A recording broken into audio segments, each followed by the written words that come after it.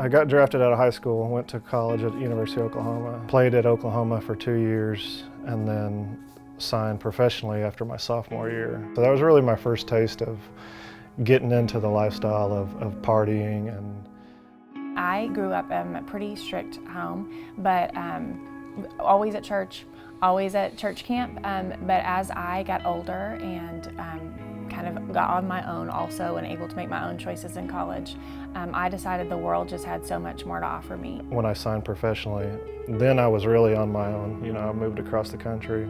That's when drinking really stepped up a whole nother level, pretty much on a daily basis, and playing baseball every single day, drink at night, do the same thing, and every day was the same. And so meeting women, pornography was a big part. For the next 5-6 years before I met Timilyn, that sexual sin was a complete, it consumed me.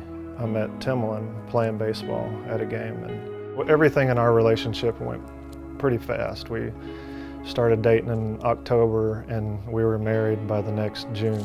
Then we found out we were pregnant not too long after that, and whenever I got pregnant, found out I was pregnant with our first, I immediately felt that those roots that I had been raised with, that I wanted to provide that home for my child. So as we started walking the straight arrow, I said, no more of this around me. We're going to cut out drinking, absolutely no porn in our home. All of this is out. And for him, this is where really we went two separate paths.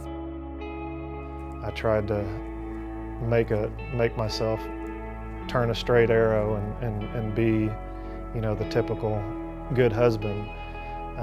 But throughout baseball, you see all the guys are going out on the road, cheating on their wives, girlfriends, everything. So it was well accepted. I played one more year of baseball after that and finished in 2006. I was at home, no job, not doing anything. Timilyn worked every day. During that time is really when it stepped up another level of doing drugs, alcohol, porn every day. Started spending a lot of time online and meeting, a lot of different people online, chatting, which led to me having an affair. The one actually ended up being an undercover cop, and it was with an underage female.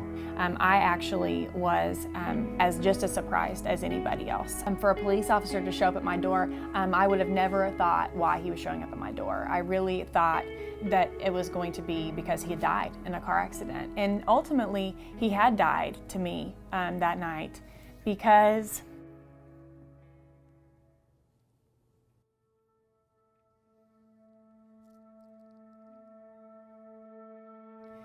everything that I had thought was the truth, it was a lie.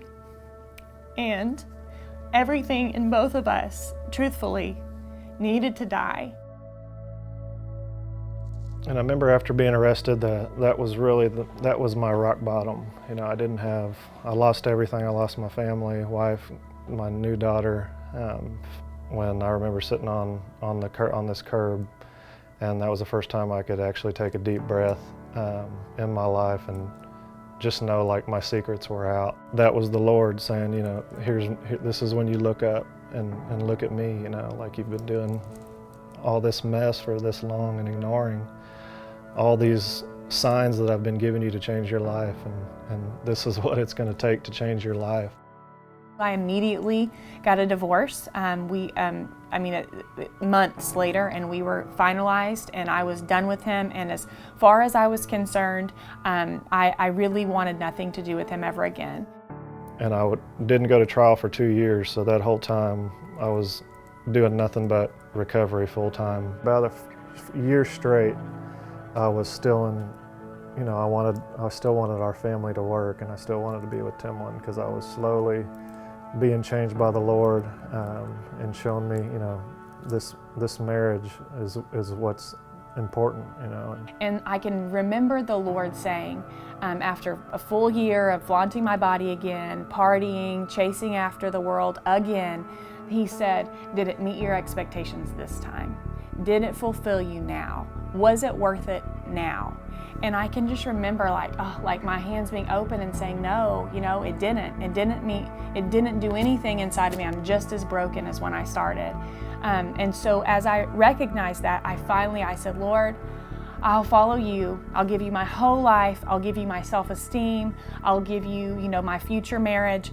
Please don't let it be mean though, if I give you my whole life, that I have to reconcile with my husband. And the Lord, I knew it. I knew even that minute that the answer was going to be, you're going to reconcile with your husband. So as the next year progressed and I started to let him more back into my life, and I started to listen to him, and I would even go up to Oklahoma and go with him to his recovery. And I started to see the absolute crazy life change that he had made, and that person who I said felt like he had died, like really this new person that the Lord had created, because that's what he does, makes all things new. Like I could literally see it in him. Like he didn't even look like the same human being to me. We started to mesh back together, and the Lord started to heal our marriage.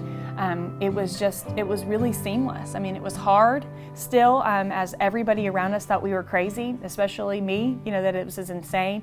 But the Lord just kept being so clear about being obedient, being more important than what everybody thought about us. I hate that he had to take us to such an ugly place to get us back.